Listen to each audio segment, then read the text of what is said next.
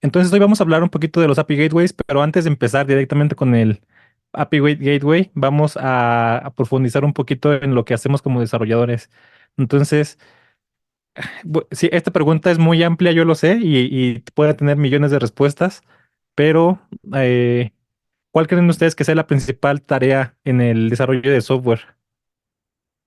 ¿Cuál creen que sea la principal tarea? Digamos que de manera filosófica o general, ¿cuál es su principal tarea? Sabemos que muchos dirían que es resolver problemas, por ejemplo, ¿no? Resolver problemas que cada vez son más complejos, que cada vez se enfrenta uno a problemas más específicos o más complejos de diferentes áreas. Implementar soluciones, exacta optimización y tarea de procesos. Ujú. Resolver problemas y crear nuevos a veces. Creo que por ahí va, no sé si es Fernando el que conozco de ciencias de la computación, supongo que sí. Bienvenido, Fernando. Aquí está Carlos Eduardo Cervantes. Crear software de valor al negocio. Ujú. Resolver problemas a situaciones cotidianas o de negocio. Sí, nuestra principal tarea es resolver problemas, pero estos problemas, podríamos decir eso de cualquier otra profesión, ¿no? Resolver problemas es la tarea de cualquier profesión. Esos problemas específicamente enfocados en el área de esa profesión, ¿no? Por ejemplo, alguien mecánico, alguien de mecánica automotriz, por ejemplo, tiene que resolver problemas relacionados con los autos, por ejemplo, ¿no? Nosotros, como que nuestra área de especialidad es mucho más amplia y lo que sí casi siempre hacemos es, por eso les decía que esta pregunta puede tener miles de respuestas, por eso está demasiado amplia, pero quienes han hecho desarrollo de software por mucho tiempo dicen que nuestra principal tarea, justamente al resolver problemas, porque esa es nuestra tarea principal, resolver problemas, cuando estamos haciendo esto, nuestra principal tarea es lidiar con la complejidad y dominarla. La complejidad, acuérdense que se puede definir como la interconexión de muchos elementos. Cuando uno está haciendo software, justamente lo que hacemos es eso, es entendemos un problema del mundo real, lo intentamos representar de alguna manera con el software, porque por eso somos ingenieros de software o desarrolladores o programadores, como se quieran llamar. Hacemos eso, entendemos los problemas del mundo real, los traducimos a nuestros lenguajes que usamos en la computadora. Y estoy hablando de lenguajes de manera general, no solamente lenguajes de programación, sino lo traducimos en, por ejemplo, alguna solución en un no-code podría ser. Y lo más interesante es que lo hacemos a diferentes niveles, traducimos esa solución a muchos niveles diferentes. Justamente cuando hablamos de arquitectura de software, esa es una respuesta a un problema a, digamos que alto nivel, a nivel estructural. Pero bueno, esta es lo que hacemos los desarrolladores, lidiamos con la complejidad y intentamos dominarla. Ahora quiero que me contesten ustedes, ¿qué herramientas tenemos para lidiar con la complejidad? Si decimos que es una de nuestras principales tareas, dominar la complejidad, ¿qué herramientas tenemos? Pueden ser herramientas mentales, pueden ser herramientas de software. Quiero que me digan ustedes qué herramientas tienen. Diseños, sí, diagramas de flujos, filosofías y patrones, algoritmos, diagramas. Bueno, diseños y diagramas van por el mismo lado, porque a final de cuentas un diagrama es la representación visual de un diseño. La documentación, mm, bueno, a los que estén en el bootcamp de arquitectura de software vamos a hablar de documentación y vamos a intentar eliminar esa palabra, pero sí, el pensamiento abstracto, aquí le dio Juan Carlos Ramos, le dio a parte por donde quiero ir. Perfecto. Esquemas mentales propios con los que se han resuelto problemas anteriormente. Perfecto, Marco Antonio. Dividir los problemas grandes en pequeños, divide y vencerás. Sí, de acuerdo. Perfecto. Entonces vean que todas sus soluciones, y yo creo que tienen un tronco común las soluciones que están dando aquí. Justo le acaba de dar Marco Román, la solución por la que iba. Tenemos las abstracciones, los diagramas, la documentación, los diseños, todo esto a final de cuentas son abstracciones. La abstracción es lo que nos permite dominar la complejidad. La abstracción y por ende las herramientas que vienen con ellas nos permiten dominar la complejidad, nos permiten ayudar a que simplifiquemos los problemas en nuestra cabeza y los podamos resolver en pocas palabras. Entonces, ya dijimos que las abstracciones, Ahora, ¿qué es una abstracción? Porque de hecho recientemente o muy recientemente he visto eh, que se habla de la abstracción como una cosa mala. Se habla de la abstracción como diciendo que si le metes abstracción a tu código estás mal. Una abstracción es un modelo mental, exacto, exacto.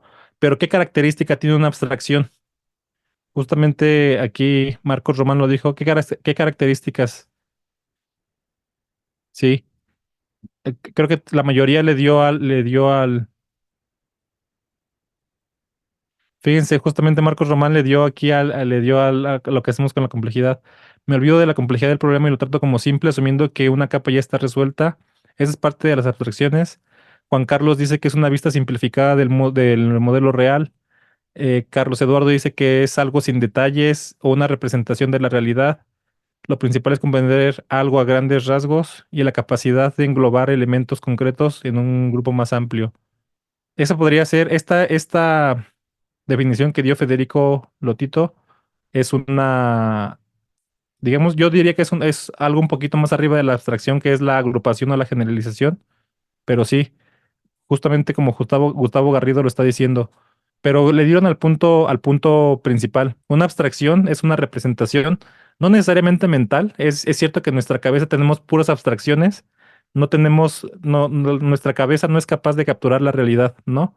Y entonces en nuestra cabeza tenemos puros modelos mentales de las cosas que existen en la realidad.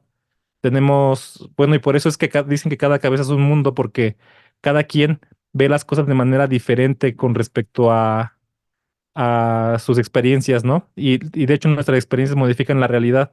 Entonces nuestra cabeza está llena de abstracciones puramente, pero una abstracción es justamente esto, es un modelo o una representación de algo que existe en el mundo real, quitándole elementos. Justamente si queremos hacer una abstracción para simplificar, lo que vamos a hacer es quitarle elementos no relevantes, pero las abstracciones pueden tener otro objetivo. Una abstracción puede tener el objetivo de enfocarse en cierto aspecto de la cosa. No necesariamente están hechas para simplificar las abstracciones. Nos sirven mucho para simplificar porque justamente como dijo aquí, me parece que Juan Carlos Ramos, no, Marcos Román, dijo, nos podemos olvidar por partes del problema, podemos irlo tratando por partes. Y las abstracciones nos ayudan justamente a dividir el problema en cachitos, como hace rato dijeron, olvidarnos de ciertas partes pensándolo o quitando esa parte del problema en general y no tener que pensar en ese problema todo el tiempo o más bien no estarlo tratando directamente. ¿Por qué les estoy hablando de esto? Los desarrolladores nos dedicamos a crear abstracciones, es nuestro principal trabajo, ya, o sea, ya viéndolo de manera práctica, nuestro principal trabajo, y piensen ustedes, es crear abstracciones, es entender el mundo real o intentar entender el mundo real y luego crear una abstracción en un lenguaje concreto o en una estructura completa, en una arquitectura, en un programa o en una interfaz, incluso a veces tenemos que crear esa abstracción. Le quitamos los elementos no relevantes, no necesariamente los complejos. Les digo que una cosa del mundo real puede tener infinitas abstracciones, dependiendo de qué es lo que se quiera representar. Pero ahora, nosotros, los desarrolladores de software, y de hecho de eso han estado hablando durante todo el curso, trabajamos con abstracciones, pero les ponemos otros nombres. Les ponemos un nombre que es muy común, que son las interfaces. Nosotros podemos pensar casi eh, de manera equivalente que las abstracciones y las interfaces son equivalentes. ¿Por qué? Porque ¿qué es lo que hace una interfaz? Lo que hace una interfaz es ocultar los detalles, justamente abstraernos de de otra parte del software o de otra parte del problema, lo podrían pensar así, o de otra parte del sistema. Lo que hace es ocultarnos los detalles y normalmente al ocultarnos esos detalles, lo que está haciendo es simplificándonos el problema. Nos está presentando una cara que podemos usar o que podemos entender de manera más sencilla.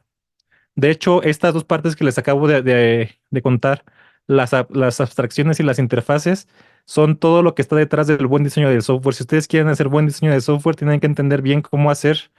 De hecho, yo diría que ese es el secreto principal, cómo hacer buenas interfaces. Pero para eso creo que quiero tomar el comentario de, me parece que fue Marco también hace rato. Ah, de hecho, es una combinación de los comentarios de ustedes, que es dividir el problema en varias partes. Ujú, Facundo, fue Facundo el que dijo, dividir los problemas en grandes, en pequeños, y después justamente hacer una composición de esos problemas, bueno, más bien de esas soluciones para entregar la solución completa. ¿Qué requieren para hacer una buena división de esas cosas? Pues justamente necesitan saber modularizar bien o dividir bien, pero aparte necesitan hacer que esas partes independientes se comuniquen de manera correcta o presenten una buena abstracción entre ellas. ¿Cuál es el secreto de esto? Pues crear buenas interfaces. Ahora, me gustaría que ya que lo mencionamos, me definan ustedes cómo entienden una interfaz. ¿Cómo entiendo? O alguien que me dé ejemplos relevantes de interfaces en el software. ¿Pueden hablar? Si hablan me harían muy feliz, pero si no pueden escribir. ¿Quién me daría un buen ejemplo o ejemplos de interfaces en el software? ¿O qué entienden como interfaz? El Bash es una interfaz, sí, pero hay más interfaces. No había visto tu comentario, Federico. Creo que se me había movido para arriba. Pero muy bien. Federico Lotito dice que, espero que está pronunciando bien tu apellido, Federico. Federico dice que una API REST justamente viene en su nombre, ¿no? Application Programming Interface. Los métodos de un objeto son su interfaz. Si puedes extender tu respuesta, estaría perfecto, Federico. Exactamente eso es una interfaz en la, en la programación. Ese es un ejemplo perfecto de interfaz. Los métodos de un objeto, los métodos públicos de un objeto son su interfaz, ¿no? O de una clase son su interfaz. Si lo puedes extender, estaría perfecto para que los demás lo vayan. Fernando dice aquí que las interfaces resuelven el problema de la herencia múltiple en algunos lenguajes. Ujú. Fíjate que, Fernando, que eso de que se llaman interfaces es justamente, es esto que estamos hablando ahorita. Se llaman interfaces porque lo que obligan a las clases hijas de esas interfaces o las clases que implementan esa interfaz es justamente a proveer una serie de métodos o de características públicas para que se puedan usar. Federico Lotito ya se extendió un poquito más. Dice que la UI de Windows es una interfaz. Sí, es una interfaz visual que te ayuda a justamente a usar toda la complejidad detrás de Windows, ¿no? Las GUI, o sea, las Graphic User Interface, sí, también son interfaces. Diseño web, conexiones a base de datos. Sí, son una interfaz. César, si nos puedes extender la respuesta, estaría perfecto. Un programa de línea de comandos es una interfaz. Ujú. Esta respuesta que dio Carlos Eduardo me gusta bastante. Dice, es una muy buena manera de imaginársela. Es como, dice, a veces yo las pienso como un adaptador que permite comunicar dos cosas. Un lenguaje de programación, un lenguaje de programación tiene un API, Marcos. Bueno, Marcos Román Lupiano pone aquí que un lenguaje de programación es una interfaz. Yo diría más bien que un lenguaje de programación tiene una interfaz o provee una interfaz. De hecho, muchas veces se llama que ese lenguaje provee una API. Si quieren pensar un poquito más profundamente y alguien me quiere explicar por qué digo que un lenguaje de programación tiene una API, estaría bueno. Mr. César, o no sé si así se leía tu nombre, hace una pregunta si es que los adapters podrían ser un tipo de interfaz. Les voy a decir aquí el secreto. Casi todo, más bien, les acabo de decir que nos dedicamos a a hacer abstracciones. Casi todo en el software es una abstracción y casi todo tiene una interfaz, por lo tanto. Ujú. Mira, aquí Federico explicó que los métodos públicos de un objeto son su interfaz porque comunican al exterior de un objeto, ajá, con otros objetos. Entonces, quiero, exacto. Ah, sí, parte de lo que hace la interfaz del objeto es ocultar su estado interno. El teclado de una calculadora, claro que es su interfaz, pero no es la interfaz completa. Ese ejemplo que diste, Fernando, le faltó una parte para la interfaz completa de la calculadora. Gustavo Garrido hace una pregunta que dice, ¿los sistemas operativos tienen APIs intercomunicándose o los navegadores también? Gustavo, y aquí si alguien también tiene un comentario sobre esto, se agradece, pero los sistemas operativos, su principal tarea es proveer de APIs, justamente. Todo lo que hacemos en los lenguajes de programación, por ejemplo, todo lo que hacemos imagínense un lenguaje de muy bajo nivel, por ejemplo, C, ¿no? C casi no tiene ninguna implementación de nada, lo que hace es usar el sistema operativo por debajo. Por ejemplo, cuando ustedes establecen una conexión de red, o cuando leen del teclado, o cuando escriben en pantalla, ¿quién creen que es el que verdaderamente ejecuta eso? Supongamos que lo están haciendo con Python, por ejemplo. ¿Quién creen que hace directamente eso? Lo hace el sistema operativo. Nosotros estamos usando Python, digamos, para controlar el sistema operativo. No estamos usando Python para controlar directamente el procesador, estamos usando Python para controlar el sistema operativo. ¿Cómo lo hace o cómo lo logra Python para hacer todo esto? Pues justamente lo logra a través de la interfaz que proveen los sistemas operativos, ¿no? Justamente lo que hacemos, por ejemplo, cuando nos conectamos a la red, es una llamada a una interrupción del sistema para poder comunicarnos en la red, ¿no? Cuando leemos el teclado, estamos utilizando una interrupción del sistema o algo que el sistema operativo nos proveyó para poder entonces realizar lo que queremos. Entonces, casi, casi la función de un sistema operativo, Gustavo, es proveer una API para que tú la uses.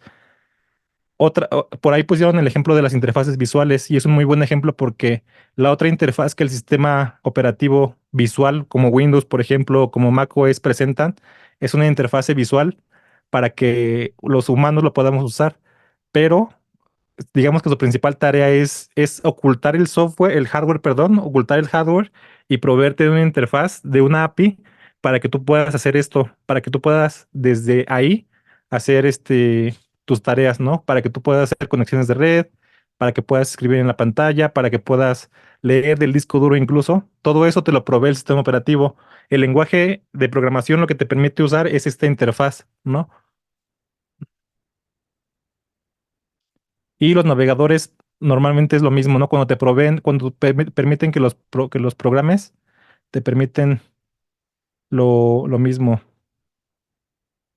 A ver, no entendí tu pregunta, Fernando, de por qué se basa en lenguajes previos. Ujú. Aquí Federico está diciendo que los lenguajes tienen una API porque te dan una abstracción de los recursos que te viene el sistema operativo. Exactamente.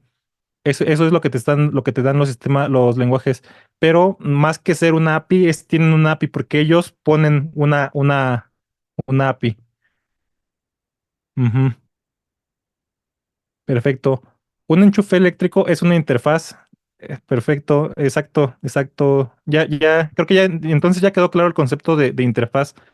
Lo que les recomiendo a ustedes como programadores y programadoras y como desarrolladores de software en general es que pongan mucha atención en cómo diseñan sus interfaces. Ese es el secreto del buen software. Ocultar detalles de implementación, ocultar detalles o de decisiones, es lo que menciona una persona que se llama John Osterhout. Tienen que ocultar decisiones detrás de interfaces. Eso es una abstracción. Están poniéndole una cara a una parte del software y están ocultando decisiones detrás de esta cara del software. Ese es el secreto de hacer software modular y que se comporte bien. Y es justamente como alguien lo puso por aquí. Otra vez se me olvidó quién lo puso, pero dijo, yo puedo tratar el software como si fuera un problema un poquito más sencillo, justamente porque asumo que otras partes ya están resueltas. Y cuando piensen por ejemplo, cuando hacen pruebas unitarias y hacen pruebas de cierta parte del software, muchas veces la técnica es esa, la técnica es asumir que lo demás ya está resuelto, se resuelve con mocks o con cosas similares, y yo enfocarme en este problema. Si ustedes dividen su software de esa manera, van a poder hacer software de manera más sencilla y que además va a evolucionar de la mejor manera. Entonces, yo ya les estoy adelantando, pero quiero que para ustedes mismos, justamente como un ejercicio, les voy a dar 5 minutos para que lo escriban en donde quieran. Lo pueden compartir en un tweet, lo pueden escribir en un doc, lo pueden escribir en Notion, escribirlo aquí como un mensaje. ¿Qué ventajas nos da usar una interfaz? ¿Qué ventajas nos da usar interfaces? Otra vez, no piensen en las interfaces de Java, no piensen en estas cosas que es use interface o cosas así. Piensen en una interfaz. Creo que Federico dio el ejemplo más claro, ¿no? Un enchufe eléctrico sigue siendo una interfaz. Si alguien puede contestar una pregunta de por qué un enchufe eléctrico es una interfaz, está ya bueno. Aquí yo, bueno, mientras le digo, tienen 5 minutos para este problema, lo voy a dejar aquí, que lo escriban. Y dice Domingo Trejo, llevo unos años desarrollando, pero casi nunca uso interfaces, herencia, polimorfismo. Solo uso clases para abstraer los problemas. Te digo que cuando estamos hablando de interfaces, no pienses en esas interfaces de Java o no pienses en clases abstractas ni nada de eso. La interfaz, como dijimos, es la cara pública que tu objeto del software presenta hacia las demás partes del sistema. Entonces, la interfaz de una clase, como bien definió aquí, otra vez se me olvidan los nombres, Federico, como bien definió los nombres, la API de una clase son sus objetos, sus métodos públicos y tal vez sus atributos públicos, ese es su API, lo que un objeto del software te expone, ¿no? Como ejercicio, quiero que me escriban qué es la API de un módulo también. El puente que conecta a dos entidades o servicios, exacto, exacto, exacto, Gian. No es un canal de comunicación exactamente, Gian. O sea, la pregunta, aquí pregunta si es un canal de comunicación. No es exactamente el canal de comunicación, porque justamente piénsalo en lo que has visto en este curso. Y ahorita vamos a hablar un poquito más profundamente de eso. Cuando alguien expone un servicio público, justamente expone una interfaz o una API. Puedes llegar a esa API de muchas maneras. Puedes llegar a esa API mediante gRPC, por ejemplo, o puedes llegar a ella mediante REST, o puedes llegar a ella mediante miles de formas, ¿no? Entonces, no es el canal de comunicación la API. La API es la cara o es la forma en la que un objeto del software te permite su uso, en pocas palabras. Entonces, hace rato dieron ejemplos. Fernando dio el ejemplo de la calculadora. ¿Cuál es la interfaz de la calculadora? La interfaz es su teclado y le dije que le faltaba algo. ¿Qué le falta a esa interfaz? ¿Nos sirve de alguna calculadora sin pantalla exactamente? Entonces, esa es su interfaz. La interfaz es la forma en la que te permiten los objetos del software, la, la, los sistemas, las plataformas, los módulos usarse. ¿Va? Entonces, voy a empezar a leer ya lo que escribieron algunos. Carlos Eduardo dice que la ventaja es que nos facilitan un medio para que dos cosas que necesitan interactuar lo hagan para lograr un objetivo que solo lograrían mediante su interacción y no de forma individual. Sí, siento que se quedó un poquito incompleta las ventajas que te da, Carlos. Porque si es así, ¿por qué no las harías juntas? O sea, si es solamente eso, que es la cooperación entre dos entidades, ¿por qué las divides y por qué no las haces juntas? Y es justamente, yo creo que ese es el punto de crear abstracciones e interfaces. Eh, Fernando dice, pero veo una cara visible de lo que se logra con los aspectos internos. Sí, pero también creo que faltó parte, enfocar el uso en la finalidad para que fue creado sin pensar en lo que está pasando detrás. Sí, la interfaz sería la meta, ¿no? Por ejemplo, el enchufe eléctrico sería dar energía a algo, no importa cómo se hace. Sí, Federico Lotito dice, te permite dividir un problema en problemas más definidos y pequeños. Si no estuviera bien definida la interfaz, tal vez generara una dependencia con aquellos. Federico, ¿qué estudiaste para, este, para estas contestaciones tan buenas? Pero sí, a ver, voy a leer completo bueno, les invito a que lean lo que está escribiendo Federico. Dice, permite la actualización interna de los componentes por separado. Por ejemplo, si la calculadora usa otros chips, pero mantiene la misma interfaz, aquellos que la usan no necesitan darse cuenta. Perfecto. El intercambio de componentes en caso de errores mientras mantengas la interfaz. Ujú. Y reutilización de componentes que componen la misma interfaz. Ujú. Permite ocultar los detalles de implementación y provee un protocolo para comunicarse con los objetos. Pablo Alarcón, yo creo que esta es la respuesta más concreta, correcta para mí, ¿no? Bueno, la más acercada a lo que las interfaces proveen. Dice, fíjense en esto, y de hecho, si ustedes quieren mejorar en su desarrollo de software, les invito a que estudien esto. Estudien, perdón, eh, ocultar detalles de implementación, ¿no? O sea, de hecho, es todo un tema de estudio en el diseño de software que se llama Information Hiding. En inglés lo pueden encontrar así, pero en español es una muy buena traducción. Ocultar los detalles de implementación. Ese es el punto central de las interfaces. Eh, Provee un protocolo, no estoy tan seguro que sea un protocolo directamente, pero provee una forma de usarse. Sí, eso es cierto. Se crean abstracciones para utilizar el código. Aquí Gustavo Garrido está dando una, no sé si es una pregunta o un resumen. Dice, o sea, las interfaces son como cajitas negras que por un lado entra X información y esperamos a que exista una respuesta con X proceso que en la mayoría de las veces no tenemos que conocer qué hace, sino solo cómo hacer llegar los inputs y recibir los outputs ahorrándonos trabajo. Exactamente eso. Esas son las interfaces. Domingo Trejo dice que tiene ChatGPT abierto. Bueno, espero que si lo tiene, sepa este, guardarse las respuestas bien. Dice, siempre pongo el signo de pregunta para que no digan que lo dije, que está mal. Es un truco, ¿verdad, Gustavo? No, pero sí, esto es, así podremos definir las interfaces, ¿no? Son como cajitas negras en las que metemos información y entonces cuando esperamos una salida, sin importarnos lo que hay adentro, pero piensen en esto, la interfaz es la forma de usarlo, es lo que les provee. El ejemplo que dieron hace rato una calculadora o de un enchufe eléctrico está perfecto. Esa es la ventaja que nos dan. Les repito, si quieren aprender a diseñar mejor software, enfóquense en information hiding. Le dieron a 2 puntos aquí.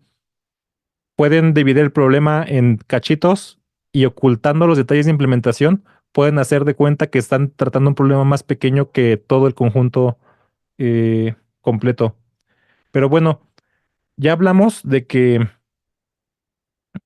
esa es la encapsulación. Parte de eso es la encapsulación. Ujú, Fernando, exacto. Ya hablamos de que las interfaces no son exactamente los métodos de comunicación, ¿verdad?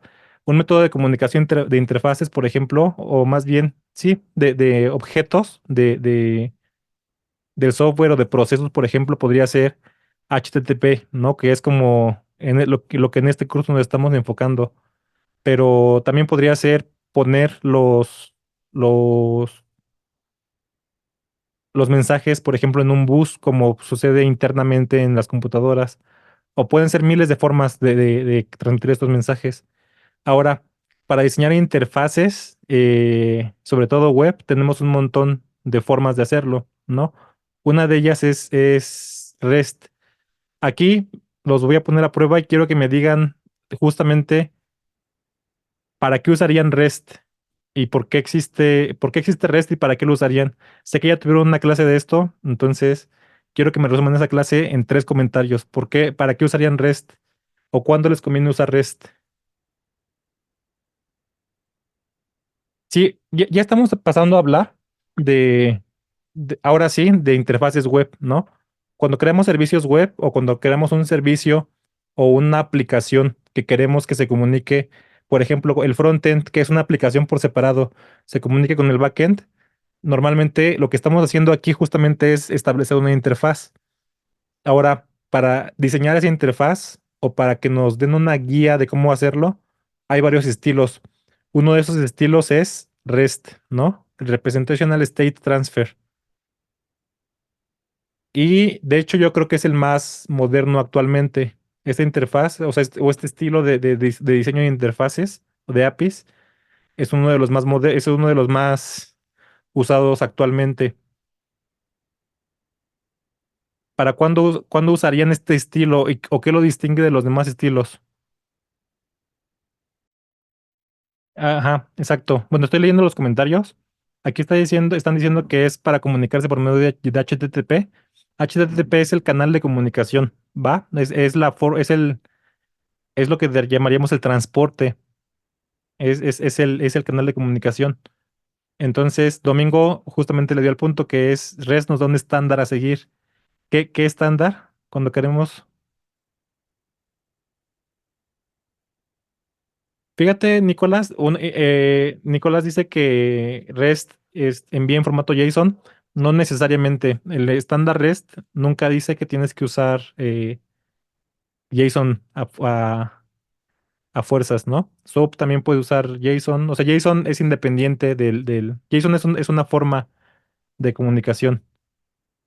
Pero bueno, den una repasadita a esa clase de REST que dio creo que Carolina. REST lo que les da, justamente como dijo Domingo aquí. Domingo, bueno, Fernando dice nos brinda estados. Dice que nos da un estándar a seguir. ¿Qué estándar? Son 6 propiedades que una API REST debe de seguir.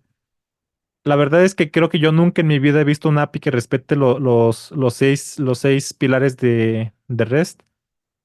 Y también creo pero esta es opinión personal, creo que REST es un concepto muy mal entendido. Los que hayan leído ya bueno, si está alguien en la clase de arquitectura de software y hayan leído un poquito de la tesis doctoral de Roy Fielding, que fue el que hizo, o el que acuñó el término REST, verán que él hablaba en contra de tener como estructuras rígidas para diseñar cosas. Lo que él decía es tenemos que adaptarlo para cada vez. Y de hecho, esto de REST, o esta idea de Representational State Transfer, es básicamente sobre lo que está basado HTTP en general, ¿no? Pero REST, como se conoce ahorita, les digo que es una definición con la que no estoy tan de acuerdo. Son 6 pilares que principalmente lo que te dicen es, tienes que usar los links, en pocas palabras, links o lo que él llama hipermedia, para hacer la comunicación, o más bien para que alguien sea capaz de navegar tu API sin que tú le expliques cómo. Y uno de sus conceptos es, por ahí alguien puso de interfaz uniforme, cliente-servidor, sin estado, el resto, ajá, exacto. Pero si se pueden estudiar un poquito eso que está diciendo Federico, eso es exactamente lo que HTTP hace. REST fue pensado para hacer HTTP. Por eso se casa muy bien con los verbos, con get, post y todo eso. Eso fue lo que, este, lo que Roy Fielding dijo, ¿no? Domingo Trejo dice, REST nos da una serie de reglas que seguir y qué verbos de HTTP usar. Muy bien. Según lo que ustedes han escuchado de REST, ¿para qué casos está mejor? Sistemas web. Aquí ujú, Marcos le dio un punto que yo creo que con lo que se lleva muy bien. Cuando tienen un sistema de entrada y salida de información, en el que tienen que crear, leer, hacer update y borrar, yo creo que REST se lleva muy bien con ese tipo de información, sobre todo cuando no es demasiado dinámica, es decir, cuando los campos no van a crecer mucho o cuando no van a crecer demasiado. Entonces, aquí ustedes tienen para un CRUD básico se lleva perfecto, exacto. Cuando no tan básico, o sea, no es que se tengan que limitar a CRUDs básicos, pero REST, justamente con las reglas que mencionó Domingo, se lleva bastante bien, ¿va? Entonces, piensen en esto, no como en una Biblia que tengan que seguir y que tengan que seguir los seis pilares de REST o las 6 reglas de REST, sino más bien piénsenlo como una guía para saber diseñar sus interfaces. Les digo, el secreto del buen software es crear buenas interfaces. De esa manera bueno, ahorita vamos a clavarnos en eso del acoplamiento, pero sí, enviar información entre aplicaciones, sí, pero ¿de qué manera? O sea, de hecho, cuando hablamos de interfaces web o de APIs web, esa es su tarea principal, enviar tareas, más bien enviar información entre aplicaciones. Entonces, pero esa es la opinión personal. Quiero que ustedes lo piensen y lo mediten profundamente, sobre todo si están en este curso de backend avanzado. Mediten para cuándo y escríbanlo así. Si no lo escriben, les prometo que no lo van a internalizar o no, ni siquiera van a saber si sí lo entienden bien. ¿Cuándo utilizarían una interfase REST y cuándo no? O cuándo seguirían sus reglas. Otra forma de diseñar interfaces, que esto sí incluye un protocolo de comunicación, es gRPC. No sé si ya vieron, no me di cuenta si ya tuvieron una clase de gRPC. Si alguien me puede decir si ya tuvieron y si me pueden decir qué es gRPC. Ujú, es un RPC de Google. ¿RPC qué significa? Una llamada a procedimientos remotos, es decir, en pocas palabras, estás llamando a una función de otra, que existe en otra computadora o en otro proceso, ¿no? Ajá, es una implementación de Google y les digo que como tal incluye un protocolo de comunicación, que son los protocol buffers. Entonces, a diferencia de REST que funciona sobre HTTP, gRPC funciona sobre HTTP 2 o sobre QUIC y normalmente es un formato de comunicación binario. ¿Qué características tiene y cuándo lo usarían? ¿Cuándo utilizarían gRPC eh, en vez de utilizar REST? Aquí dice Cristian Delgado que entre servidores y Nicolás Cabrera dice que si es más liviano, depende de qué llames más liviano. Es más liviano para las computadoras, sí, es más pesado para los programadores. Florencia Veneciano dice que cuando se requiere menor latencia, sí.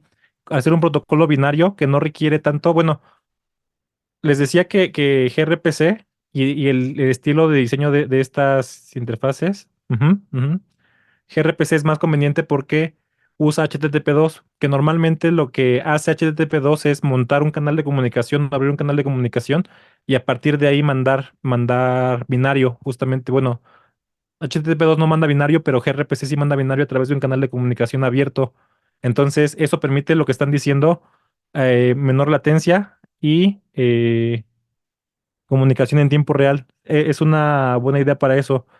Les digo que específicamente gRPC no solamente incluye el estilo de la API, sino también incluye el protocolo.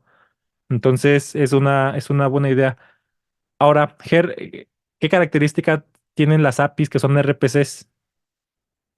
¿O por qué les llamamos Remote Procedure Call? O sea, ¿qué diferencia hay RPC contra REST? Aplicaciones de servicios vitales, me gusta la respuesta, Fernando. Sí, esa es parte importante, el tipado. El tipado que los protocol buffers proveen, ¿no? Ejecutan funciones. Exacto. Piensen en RPC justamente como llamado a funciones que están en otros procesos o servidores, o en otra implementación en general, ¿no? Piénsenlo así. Entonces, eso de Remote Procedure es una palabra que viene de tiempos muy antiguos y cuando decían procedure se querían referir a una función o lo que conocemos hoy como una función o un conjunto de funciones que realizan una tarea. Eso es a lo que entendemos como procedure. Entonces, sus insights son muy buenos. Ah, por aquí lo puso Carlos Eduardo. Dice, cuando las funciones de ejecutar hagan cosas más complejas que un CRUD, es una muy buena idea. Pero aquí ustedes tienen que poner una capa especial de cuidado, justamente, porque acuérdense, es igualito que lo que estaba diciendo hace rato, me parece que Federico, o lo que estaba diciendo hace rato Federico es, hagan de cuenta que ustedes están construyendo la interfaz de una clase. Entonces tienen que pensar muy bien qué van a exponer y qué no van a exponer para que esto no cree acoplamiento. Ahorita vamos a hablar un poquito más de qué es el acoplamiento. La siguiente, otra forma de comunicar interfase o de comunicar programas, comunicar objetos del software, es mediante GraphQL. O le puse aquí GQL, pero en realidad es GraphQL. ¿Cuándo utilizarían GraphQL?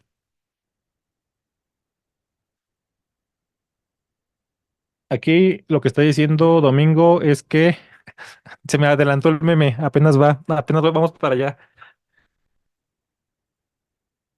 Bueno, aquí creo que esta pregunta, más bien este comentario de Federico Lutito, iba sobre gRPC. Dice, también recuerdo que de la clase que tenía que tenía de copado que generaba la idea de comunicación local entre las partes comunicándose por gRPC. Sí, gRPC es conveniente, les digo, piénsenlo entre comunicación entre dos procesos diferentes. Entonces, imagínense que tienen dos procesos viviendo por ahí. Alguien lo mencionó hace rato, cuando se tenían muchas tecnologías, ¿no? Justamente es una muy buena idea si tienen una buena implementación en cada tecnología de gRPC, tienen tres procesos viviendo de diferentes cosas. En vez de que se comuniquen por API o por alguna otra cosa, bueno, por API REST o por alguna otra cosa, es muy buena idea montar gRPCs, bueno, montar un túnel de gRPC y mandarse cosas por ahí, ¿no? Es una muy buena idea cuando tienen múltiples tecnologías, pero con el punto de que tienen buenas implementaciones de gRPC, que no todos los lenguajes la tienen. Si no la tienen en su tecnología, pues entonces va a ser un problemón, ¿no? Hacerla. Aquí, bueno, GraphQL, que Domingo Trejo dio una intuición bastante buena, que dice, ¿cuándo usamos GraphQL? Pues cuando tenemos muchos endpoints. Esa intuición que tú diste, Domingo, es para pasar de una API REST, que normalmente es lo que casi todos implementan hoy, o algo parecido a REST. Y entonces muchas veces pasa que una de dos, la información que se consulta es demasiada o no siempre requieres la misma información, por ejemplo, ¿no? Y entonces lo que pasa es que la interfaz se va segregando, vas haciendo interfaces o vas haciendo APIs o más bien URLs para diferentes casos, ¿no?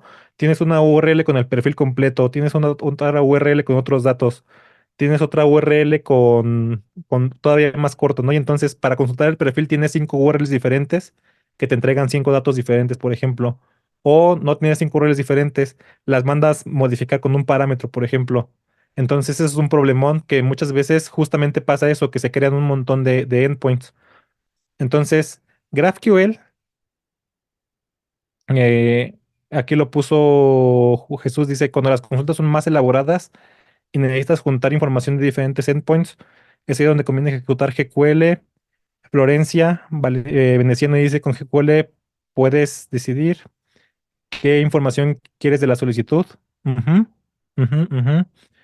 Juan Carlos Romo dice que GQL lo que permite es que cada llamada no se muevan todos los datos, sino que se puede indicar qué datos se requiere, ¿verdad?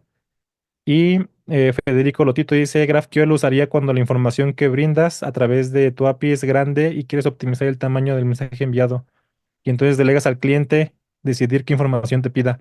Sí, piensa en GraphQL como justamente una consulta a una base de datos. Lo que le estás permitiendo al cliente, a tu cliente final, es tratar tu API como si fuera una base de datos.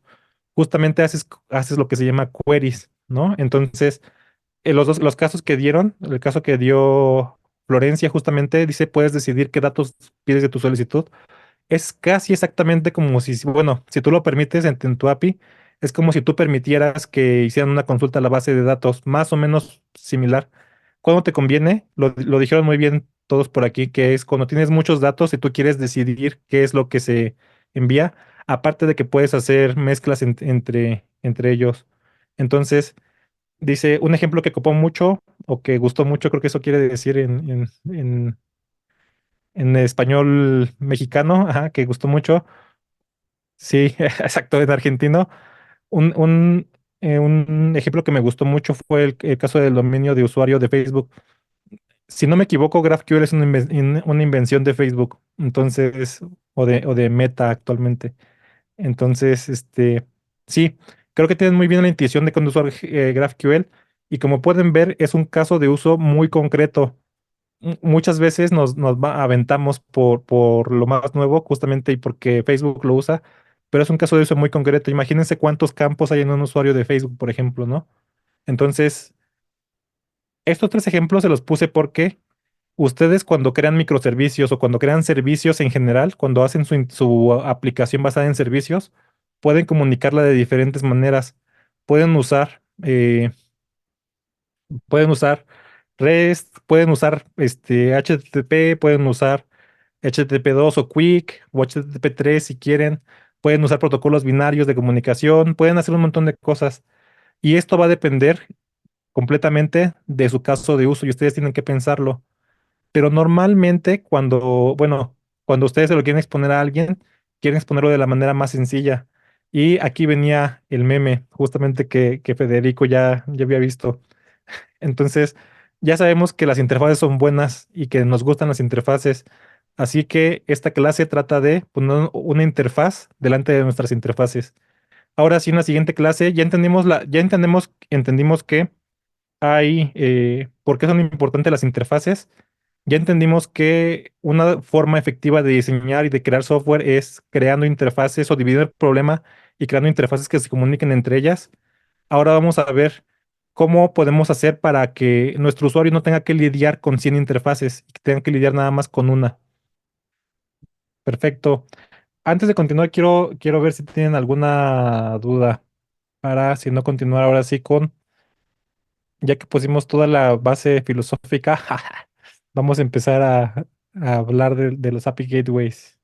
Marcos Román comparte un artículo, dice The Law for Leaky Abstractions. Uf, es uno de los mejores creadores de software que ha existido en la vida, de Joel Spolsky. Entonces, los invito, yo no lo he leído, lo voy a leer. Voy a leer gracias por compartirlo, Marcos Román. Sí, les digo, de verdad, si quieren aprender a diseñar mejor software, estudien eso. Abstracciones e information hiding. Creo que, o sea, la idea principal detrás de las abstracciones y de las interfaces se llama information hiding o ocultación de información.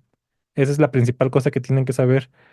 Si aprenden eso de information hiding, Solid, por ejemplo, los principios Solid que se tienen que aprender, qué significa cada uno, se vuelven completamente irrelevantes porque todo lo que Solid enseña es haz buenas abstracciones. O sea, todo lo que les quiere decir es haz buenas abstracciones y haz buenas interfaces. Es básicamente todo.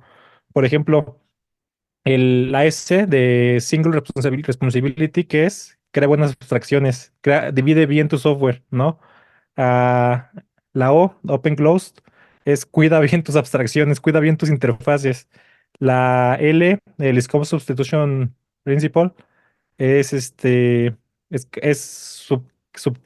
subclases, ¿no? Lo que te dice es diseña bien tus clases de tal manera que puedas sustituir una por otra, ¿no? El Interface Segregation es no obligues a alguien a usar una interfaz que no tiene por qué usar. Ese es el Interface Segregation. Y luego el Dependency Injection es un poquito más complejo, pero tiene que ver con no hagas que las cosas de alto nivel dependan de las cosas de bajo nivel, ¿no? Pero eso no tiene tanto que ver con es lo único que no tiene tanto que ver con el diseño de software, ¿no? Con el diseño de buenas abstracciones. Tiene que ver más con el acoplamiento. Pero una vez que aprendan a hacer buen information hiding, Solid se vuelve irrelevante, porque aparte se queda corto con lo que tienen que hacer de verdad. Perfecto. Bueno, tu servicio sigue sin funcionar, Domingo. No sé si lo quieres, al rato no lo pasas de nuevo. Ah, ¿ya funciona? A ver.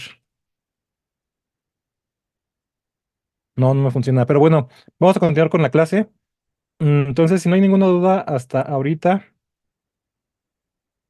entonces vamos a hablar de lo que nos falta. Ah, por aquí están comentando sobre la L, que es el principio de sustitución del scope. Justamente eso es háblale a las abstracciones, ¿no? A las interfaces, no directamente a las interfaces. No, la I es Interface Segregation. Lo que dice es no obligues a alguien a depender de toda la interfaz cuando no lo ocupan, ¿no? Entonces, lo que tienes que hacer es cortar tus interfaces en cosas más chiquitas para que solamente usen esa parte. Pero ¿cuál es el secreto de eso? Pues crea buenas, diseña bien tus interfaces, ¿no? En pocas palabras, o tus abstracciones. Creo que ya lo vimos, Domingo, pero bueno, ahorita en un rato platicamos de él. Ok, entonces, esto de API Gateway trata de eso, es de poner una interfaz enfrente de todas sus interfaces.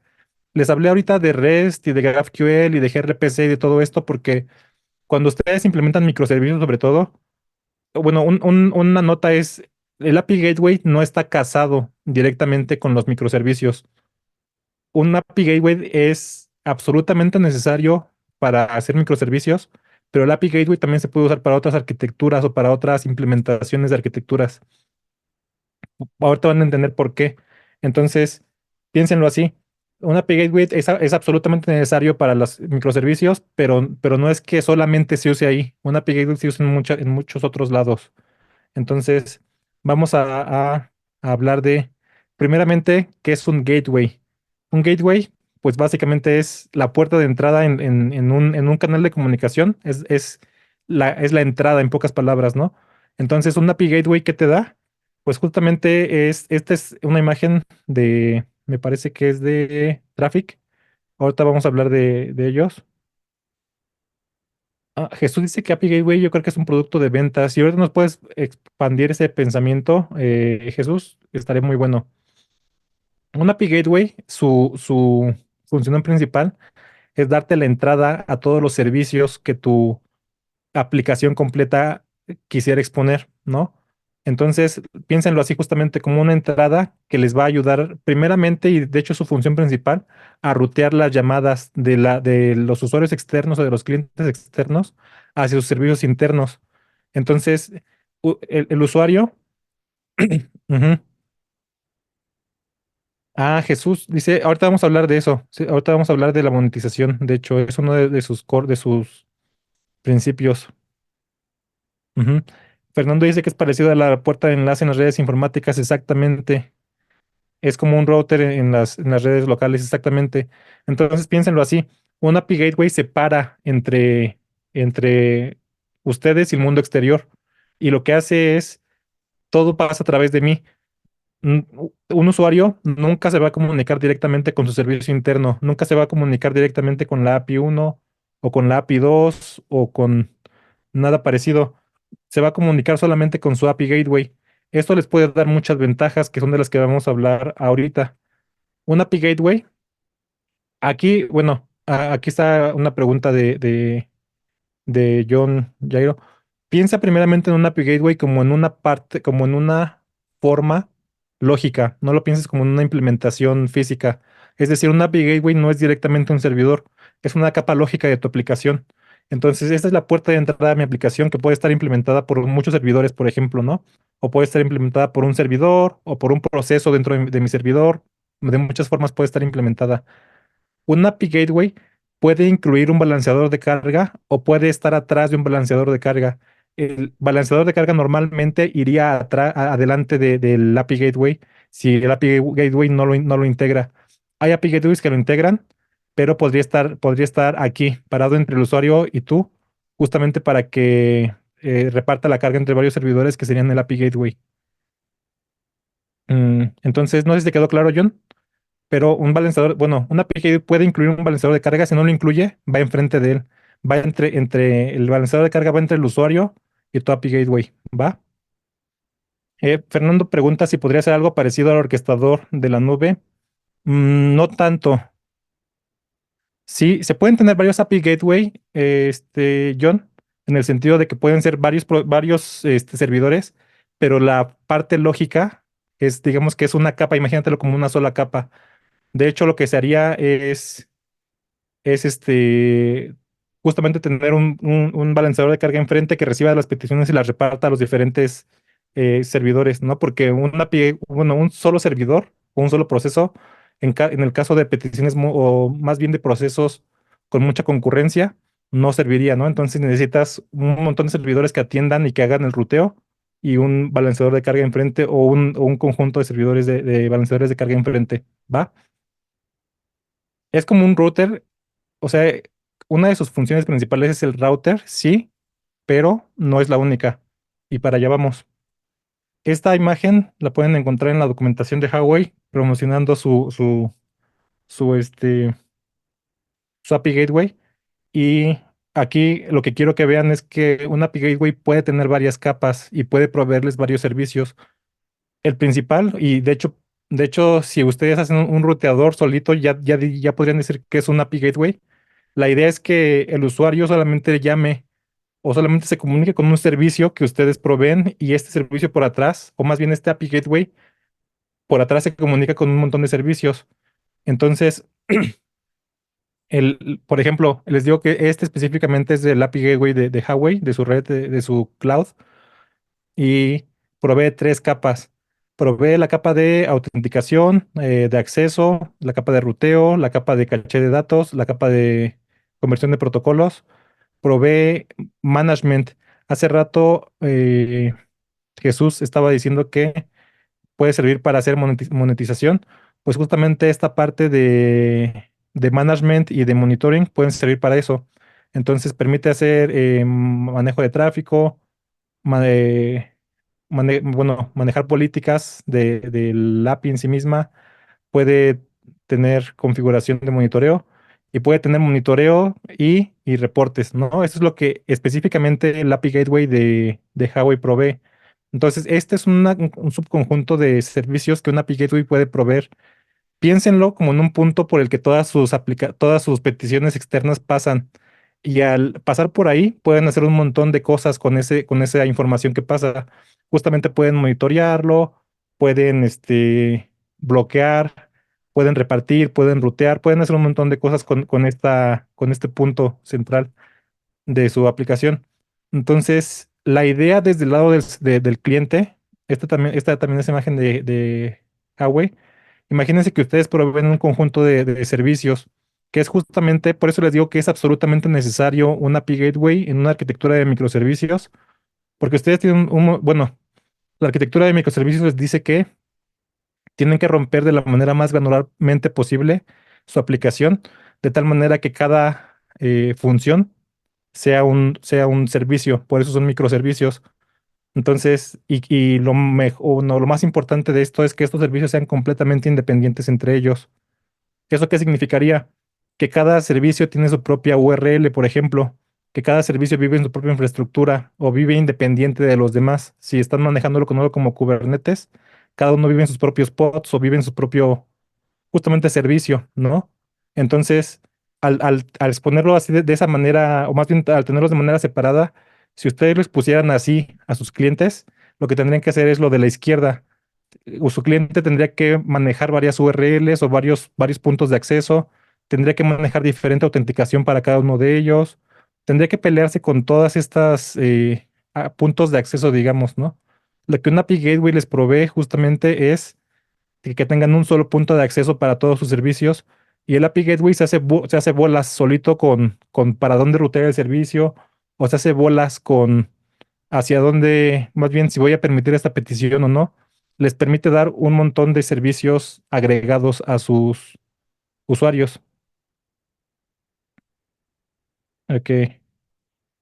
Aquí hay una pregunta que dice, ¿un front que consume diferentes tipos de API se puede considerar un API Gateway? No, no, porque un API Gateway es un elemento estructural de tu backend, ¿va?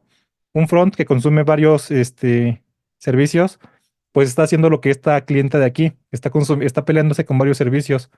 Un API Gateway es un elemento estructural de tu aplicación. Por eso decía que tiene mucho que ver con la arquitectura. Tienen que pensar muy bien si les digo que un API Gateway en sí mismo es un elemento bastante complejo y cuando hacen microservicios es absolutamente necesario. Entonces, por eso muchas veces se les recomienda microservicios, pero pues si es su caso de uso, es lo que más les conviene, necesitan a fuerzas un API Gateway. Entonces, no, un API Gateway no es un elemento del frontend. Un API Gateway es forzosamente un elemento del backend o un elemento de tu infraestructura que recibe todas las peticiones desde cualquier cliente. Puede ser un frontend, puede ser la aplicación, pueden ser llamadas manuales, como quieras. Las pasan por aquí y él hace cosas con ellas. Piénsalo como en el concepto de Django. Sé que vieron bastante Python en este curso. En el concepto de Django, piénsenlo como en un middleware, como si fuera un middleware. Pero esto en vez de ser a nivel de mi aplicación, es a nivel de infraestructura, ¿va? A ver, Héctor Flores, bueno, me está aclarando la pregunta. Dice, creo que a lo que se refiere es que reemplazaría los endpoints de su front con un API Gateway. Por ejemplo, una página web que cada botón consume un API diferente, eso es oculto al usuario. Sí, o sea, en concepto estás bien, Carlos. En concepto estás bien que está sirviendo de API Gateway para el usuario final, pero el nombre así mismo de API Gateway es un elemento estructural de la aplicación. Pero en concepto estás bien. O sea, eso es lo que hace una interfaz. Le presenta al usuario una sola cara para que se haga bolas ella por detrás y rutea diferentes APIs. Sí, digamos que del lado del usuario final. Pero cuando hablamos de API Gateway en sí mismo, estamos hablando de un elemento de la infraestructura de tu aplicación, ¿va? Entonces, aunque en concepto sí, exactamente es eso lo que estás diciendo, estás bien, ¿va? Pero les digo, cuando estamos hablando de API Gateway específicamente, son elementos de la infraestructura de tu aplicación que hacen estas funciones. Perfecto. Otro ejemplo, estos me parece que son Kraken D, ahorita vamos a hablar de ellos también. Estos proveen otro tipo de cosas. Entonces, alguien pide una petición y entonces hace todas estas funciones por ti. Les digo que un API Gateway no es una pieza de software que nos podamos tomar a la ligera. Hay piezas de software que nos tomamos a la ligera como un servidor web, por ejemplo, o un proxy. Nosotros lo mismos lo montamos y hacemos cosas. Un API Gateway no es de esas cosas que uno se pueda tomar a la ligera que diga, ah, sí, claro, ahorita agarro y monto uno, ¿no? Aunque hay opciones, ahorita vamos a hablar de ellas, no es algo tan a la ligera, ¿no? Porque pues lleva bastante complejidad, sobre todo mientras más cosas quieren que haga por ustedes, lleva más complejidad. Entonces, este ejemplo de KrakenD hace monitoreo, guarda caché incluso, seguridad, agregación de servicios, throttling, que esto es para prevenir el mal uso, transformación de datos, funcionar como proxy. No entendí no sé si no hablé claro, Federico, a lo mejor no hablé claro. No entendí tu pregunta. Bueno, filtro, proxy, este, hacer colas, por ejemplo, decodificar, puede hacer un montón de cosas por ustedes, ¿no? Lo interesante y como concepto que este Carlos lo puso muy bien es, presenta una interfaz única para un montón de interfaces atrás. Por eso el meme de, sé que les gustan las interfaces, tenemos un montón de interfaces aquí. Este, no me acuerdo, bueno, Federico, no me acuerdo qué dije, pero a ver si ahorita lo aclaramos. Pero bueno, estamos hablando de Kraken D. Ajá, Kraken. Kraken D. Les voy a escribir para que lo googleen si quieren.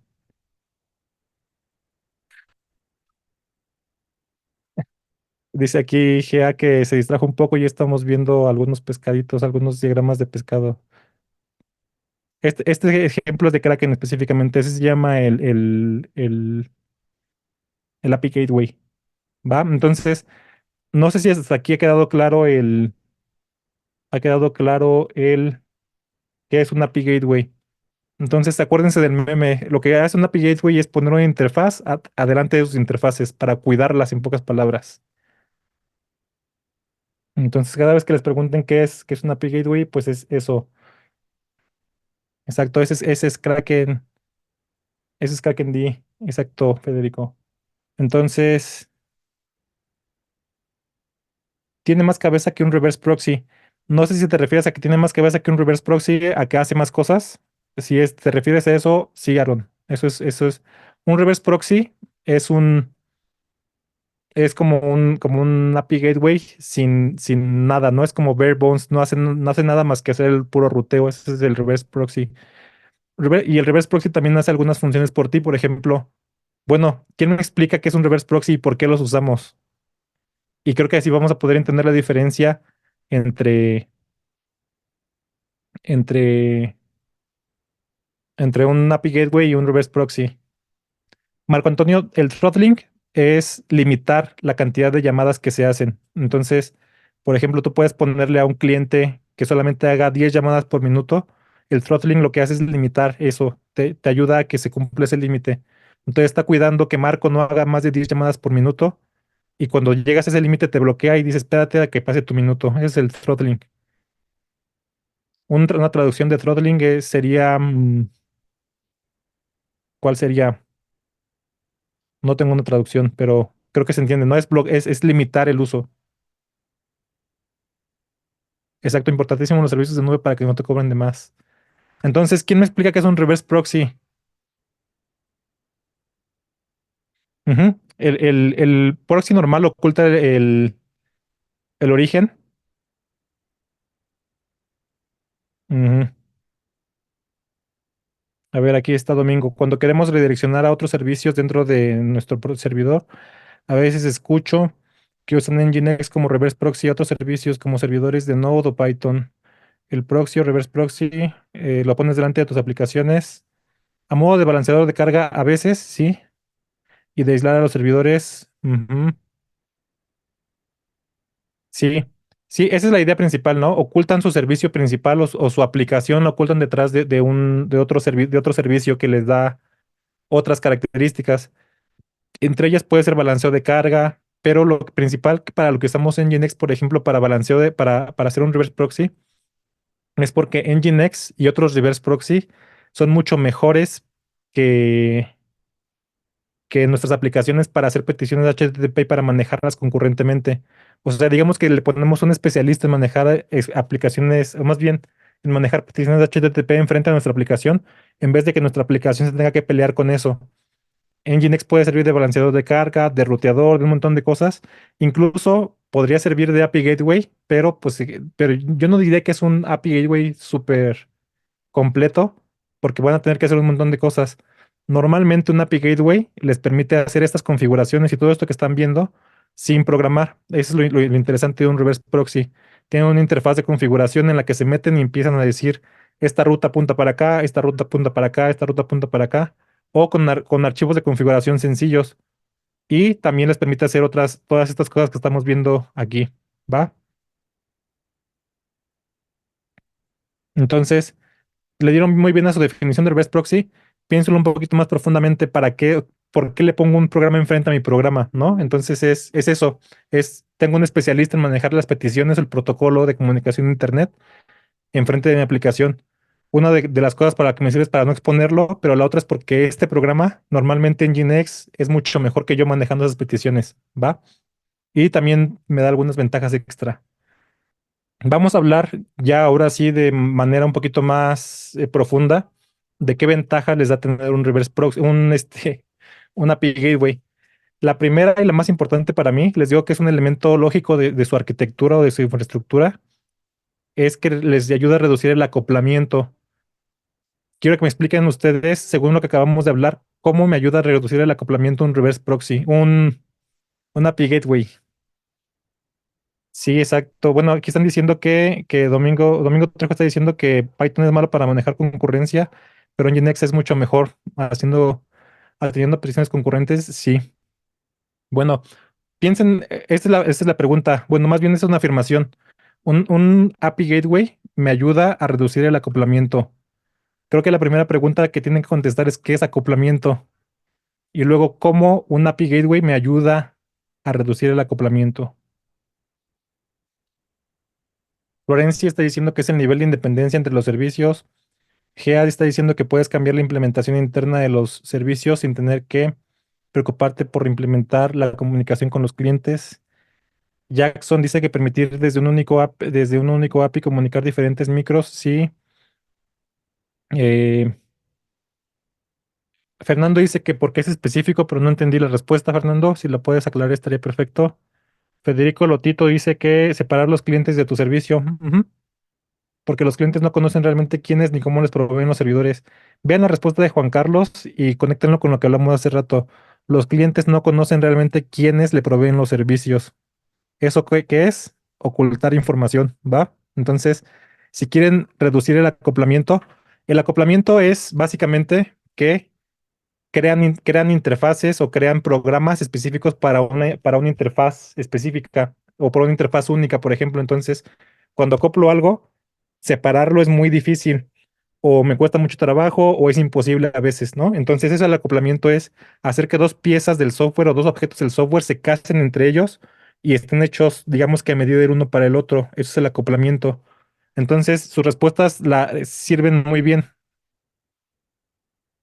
Ujú, Domingo Trejo dice que complemento se refiere a qué tanto están unidas algunas características de nuestra aplicación. Exacto.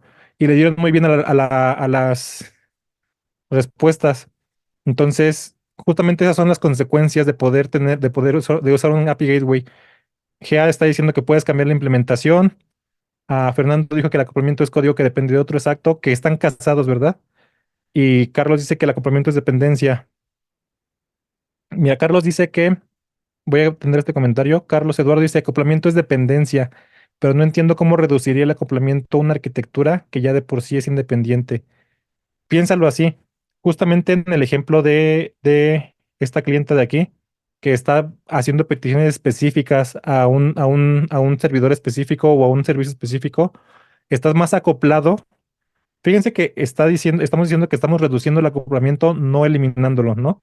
Entonces, estás haciendo peticiones a un servicio específico que probablemente tiene su propia forma de contestar.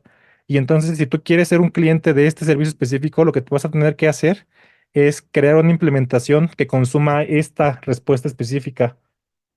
Si después tú quieres cambiar esto como alguien está diciendo, imagínate que lo cambias de URL, que cambias la respuesta, que cambias algo.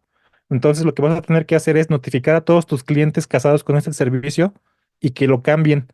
Eso fue un acoplamiento fuerte, más o menos, que digamos que es un acoplamiento fuerte y entonces un montón de clientes van a tener que cambiar. Si le pones una capa intermedia aquí, que primeramente, imagínate que sí, que probemos esta misma interfaz, ¿no? Que probemos esta misma interfaz, pero que más bien que concordamos con una interfaz con los clientes, ¿no? Y lo usan a través de aquí. En primera, si matas este servicio de aquí, que está atrás de tu API Gateway, si lo matas o si cambias la implementación, como están diciendo, e incluso cambias su respuesta, podría hacer que el API Gateway adapte la respuesta a la respuesta antigua para que los demás clientes ni siquiera se enteren de que tú cambiaste esta implementación interna. De esa manera reduce el acoplamiento. Tú estás haciendo cambios aquí y los demás ni se enteraron porque esta cosa de aquí, que está intermedia entre tú y los clientes, está evitando que se enteren, está ocultándoles información. Por eso, ocultar información reduce el acoplamiento.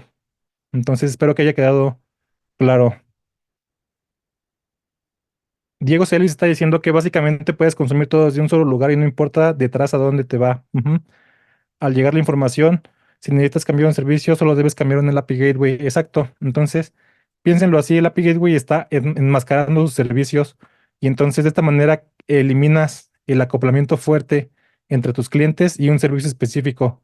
Y si necesitas hacer algo especial, el API Gateway lo hace por ti, ¿no? Entonces es la primera de las ventajas y para mí lo más importante. Reduce el acoplamiento fuerte entre tus aplicaciones y más bien entre tus clientes y tus servicios. Otra cosa para la que puede servir, no estoy diciendo que todos los API Gateways lo hagan, es que simplifique el consumo.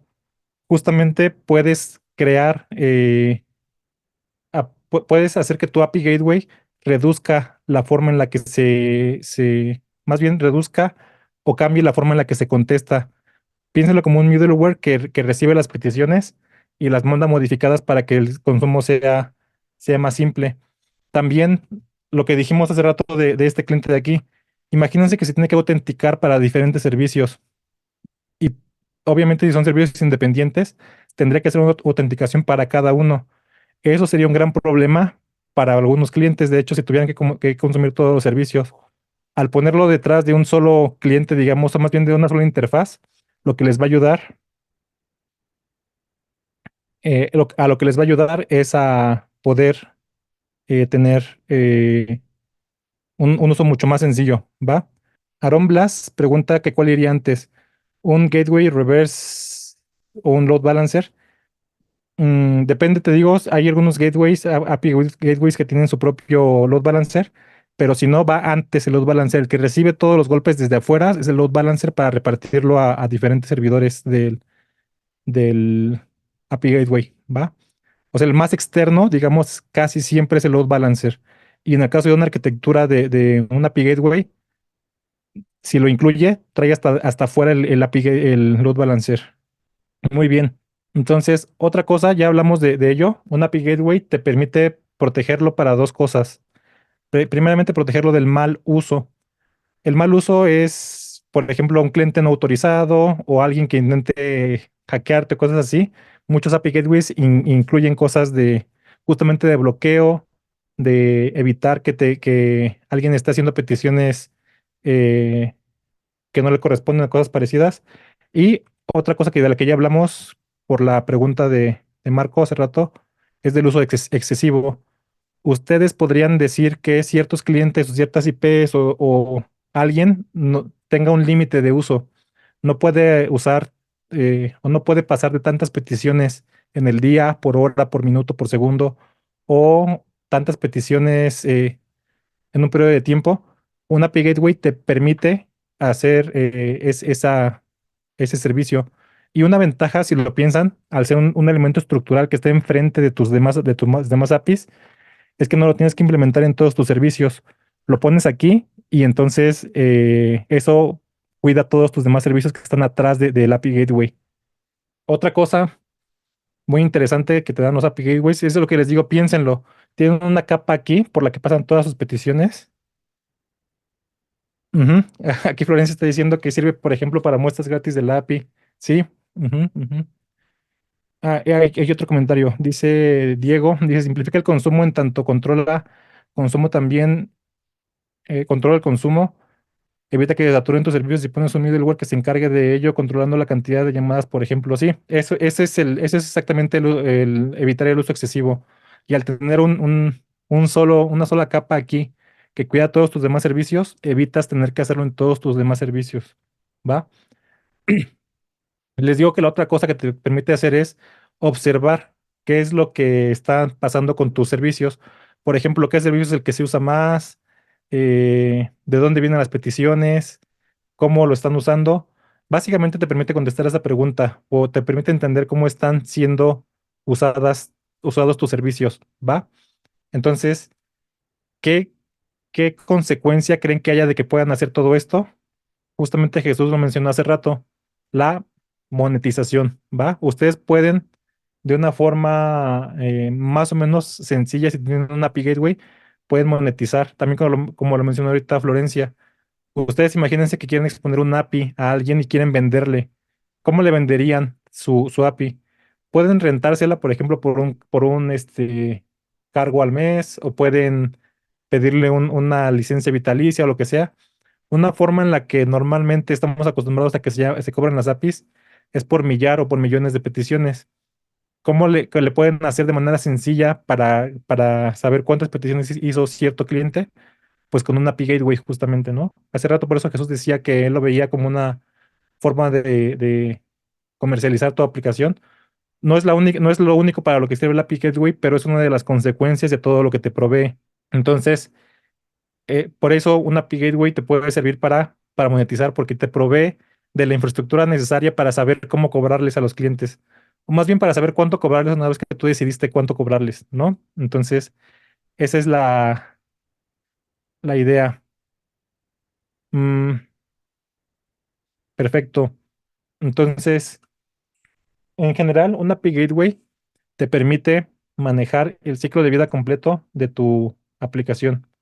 Entonces, justamente esta es una imagen de un libro en el que ustedes desde el principio empiezan a pensar en su estrategia de una API. Pueden ser en su estrategia de producto. Y aquí entra lo que dijo Jesús, justamente. Te puede llevar desde que pienses en tu estrategia hasta que monetizas tu producto y se lo estás vendiendo a tus clientes, ¿no? Entonces, el API Gateway te puede ayudar en todos estos pasos, ¿no? Pensar en la estrategia, diseñarlo, hacer mocks, probar, implementar, hacer deploy, asegurar, bueno, administrar. eh, Descubrimiento de servicios, hay algunos que incluyen descubrimiento de servicios, el desarrollo, consumir, monitorear y monetizar. Esto es lo que algunos llaman el ciclo de vida de las APIs, completito. Sí, se parece al ciclo de vida de DevOps. Pero esto es lo que algunos llaman el ciclo de vida de las APIs. No todas llegan hasta monetizar porque no siempre quieres hacer eso, sino quieres simplemente ponerla en producción para que tus demás servicios lo usen.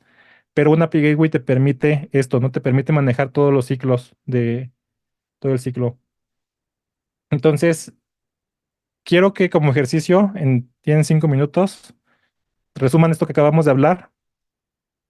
Primeramente, que expliquen qué es una API Gateway en sus propias palabras. Es muy importante para que no se lleven la pura ilusión del conocimiento. Segundo, expliquen sus funciones principales, su función básica, más sus funciones opcionales de las que hablamos. Y finalmente, que me den un caso en el que ustedes lo usarían. Un caso de negocio específicamente, antes de pasar a hablar de las opciones. Entonces, igualito que hace rato pueden escribirlo en algún lugar, pueden ponerlo como comentario, pero no lo piensen nada más. No, no quiero que nada más se lo queden pensando. Quiero que lo escriban, porque así van a comprobar si lo tienen tan claro como piensan. Entonces, como ejercicio, otra vez, repetición, resuman qué es un API Gateway, escríbanlo en una síntesis, digan sus funciones principales y opcionales, y finalmente cuándo lo usarían. Bueno, si van a hacer microservicios, es a fuerzas. Me preguntan que si puedo repetir. Aarón, tienes que resumir en pocas palabras, en la menos cantidad de palabras que todavía se entienda, qué es un API Gateway, cuáles son sus funciones principales y, y qué más. Ah, sí, y cuándo lo usarías. Sus funciones principales y opcionales y cuándo lo usarías. Ya empezaron a ver por ahí las opciones que voy a poner. Traffic. Voy a empezar a leer las respuestas y después de leer esto vamos a continuar. Dice aquí que un API Gateway sirve para procesar peticiones específicas y distribuir la carga del procesamiento de los requests.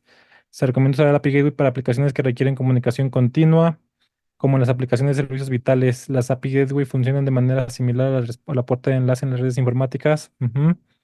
Juan Carlos dice, un API Gateway es un componente, una componente de software que oculta a los clientes quiénes y cómo están siendo satisfechos sus requerimientos, agregando además características de seguridad y control de uso de las APIs. Muy buen resumen, Juan Carlos.